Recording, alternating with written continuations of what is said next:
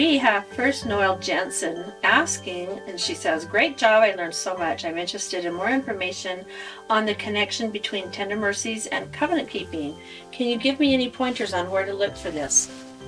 I'll grab that one from Isaiah. Okay, so we want to remind you that we have a book on Isaiah, and in the back of this book, there's over 100 pages of charts, and in this case, a glossary on word links in Isaiah. So on page 637, we have the entry for everlasting charity. There are over 270 linking words that are here in the back. And it says, it refers to an unconditional covenant relationship with the Lord, a particular kind of covenant called the covenant of grant, when a vassal has proven faithful under all conditions. See also loving kindness. Now, in the last column there is also references in the book of Isaiah of the places where you can see this. And we see Isaiah 35 verse 10, 54 verses 8 and 9, and 55 verse 13 for everlasting charity.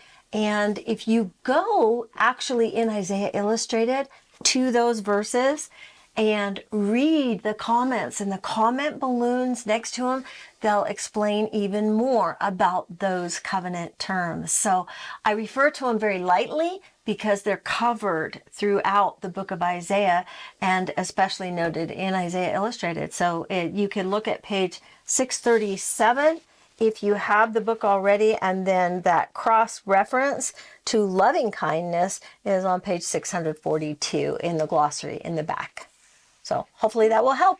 We just really appreciate everybody's questions and, just taking the time to really dive into this and digest it. And yes. So you've been a good example for that. And they have loved your interactions and taking turns. And I hope we're getting better at that. Right. We're trying. Work in progress. Well, and that's the thing is, when the Spirit's flowing, you kind of like you're both saying things, and I hope that people like the format better, but some you expressed were a little confused, and we're trying to make the icons a lot more clear. So Craig said, the kids said the intro music was scary. So do you know what? I have heard that comment too. I've heard somebody's got to change that music. So maybe Michael. We agree. You guys need to record your own little intro. Maybe we should. We've got a son that could pull that off for us. We're coming into dramatic days, so this is like the most drama we've ever seen in the history of the whole world. And, so for whatever, that was just kind of funny because I'm glad kids are listening. Yes. In the background. I liked Scalar Wave. I'm not sure who it is, but I love your lessons and look forward to all that you include that no one else does. Thank you. I have a question that maybe you could help with. If Lehi is one of the tribe of Manasseh and Zoram isn't included yet, how are these earliest sacrifices by the fleeing group okay? Yeah, I thought that was a great question. I actually, as I read that one, I was thinking, that is a really good question. And I was almost going to say, I don't know. No. I'm going to let you go first. And then you'll fix it, right? No, I'll add my perspective. The answer is sacrifice was taking place long before the law of Moses and long before the Levites. Adam gave sacrifices. Abraham gave sacrifices.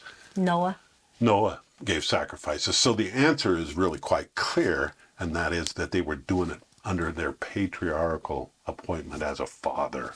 That's the way I would interpret it. It wasn't for the whole house of Israel. It was for their family. And so their authority came from their patriarchal authority as a father to make those sacrifices. Beautiful. I like that idea. And then also I would add that under the Second Temple time, the offerings were supposed to be made by Levitical priests, and I think that's where they're going with, Lehi. Lehi obviously was of a priesthood family because his relative was Laban, who was in charge of everything, and Zoram was probably a relative of Laban himself. We don't know that. We don't know exactly what tribe Zoram was from, But I have heard it taught that because he was Laban's servant, then they would have had priesthood authority going with them. And I just want to say, Lehi had a theophany. He saw God. He was commissioned by God to call Jerusalem to repentance and everything. So we just need to expand our thinking that, number one, it says right there in First Nephi that there were many prophets that went forth to call Jerusalem to repentance. And the authority that they would have had to give these offerings. I like what Pharaoh said, because, at the time of the Exodus, that was the head of every family that did their offering at that time. Actually, the situation that they were in at the time of Lehi, when only the priests were allowed to do that, wasn't something that developed. So again, I have no doubt that Lehi had authority to give those offerings before Zoram was there. Well, but clearly, what the question's more aimed at is that they weren't of the tribe of Levi. And so that too, that's the question: is why did they do Yeah. it if they weren't of the tribe of Levi? Well, we have in the modern Doctrine and Covenants that Melchizedek priesthood can be the head of the Aaronic priesthood with two counselors. The bishop can take that. Oh, I role. like that you're going there. Yes. Okay, so there's several ways you could answer that question.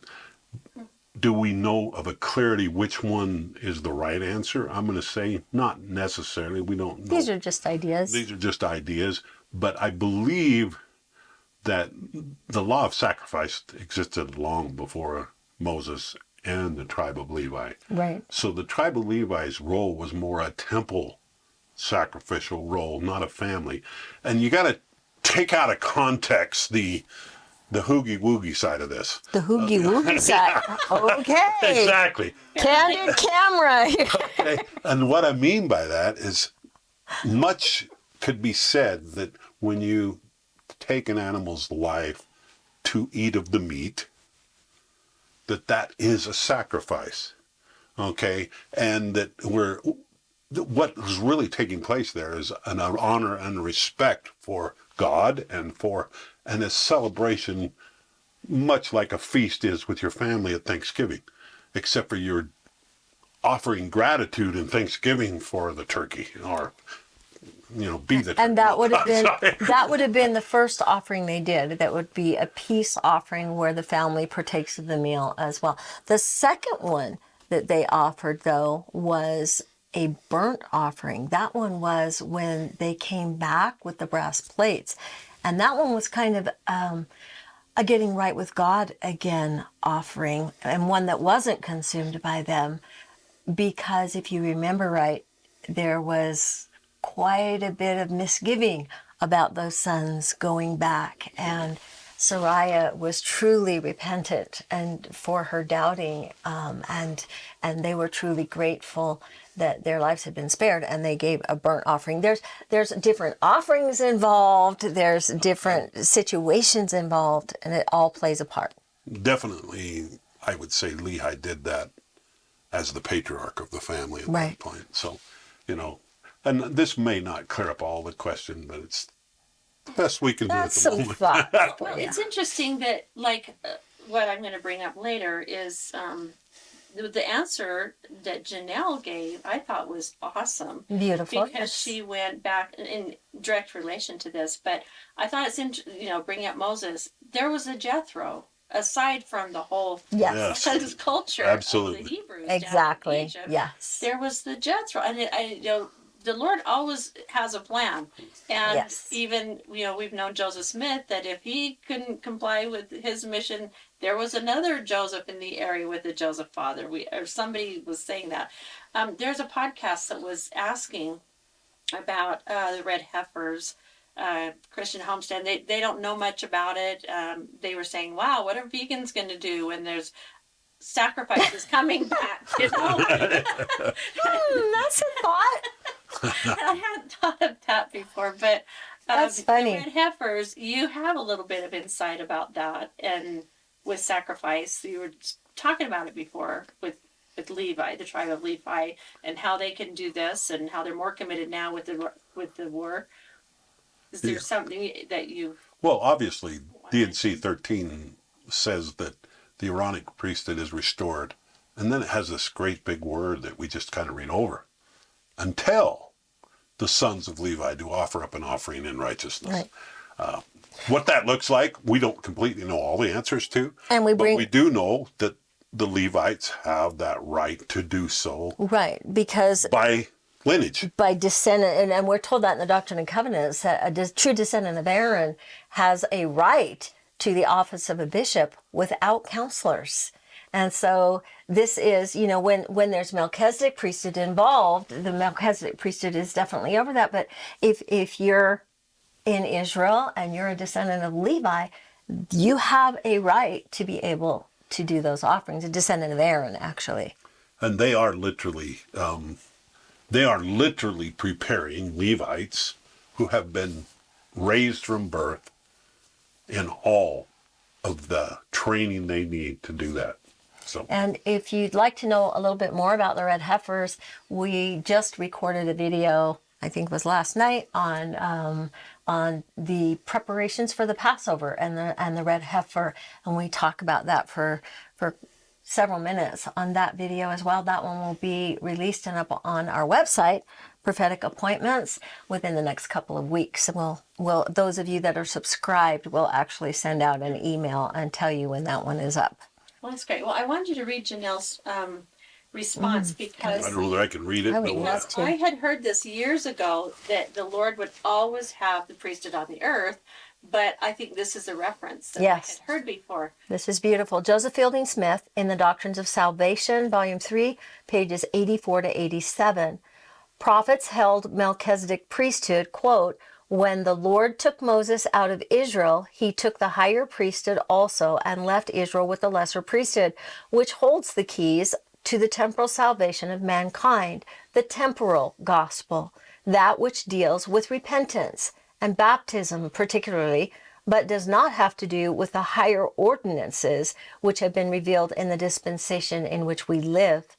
Therefore, in Israel, the common people, the people generally, did not exercise the functions of the priesthood in its fullness, but were confined in their labors and ministration very largely to the Aaronic priesthood.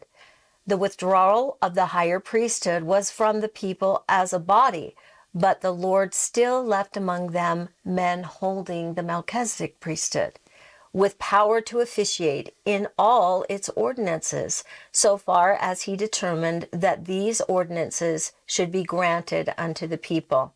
Therefore Samuel, Isaiah, Jeremiah, Daniel, Ezekiel, Elijah, and others of the prophets held the Melchizedek priesthood, and they prophesying and their instructions to the people were directed by the Spirit of the Lord and made potent by virtue of that priesthood which was not made manifest generally among the people of Israel during all these years. And I'm going to add right here that you remember that tabernacle in the wilderness had a Holy of Holies, which represents a Melchizedek priesthood. It's coming into the presence of God. High priest. Yes. We may presume with good reason that never was there a time when there was not at least one man in Israel who held this higher priesthood, receiving it by special dispensation, and who was authorized to officiate in the ordinances.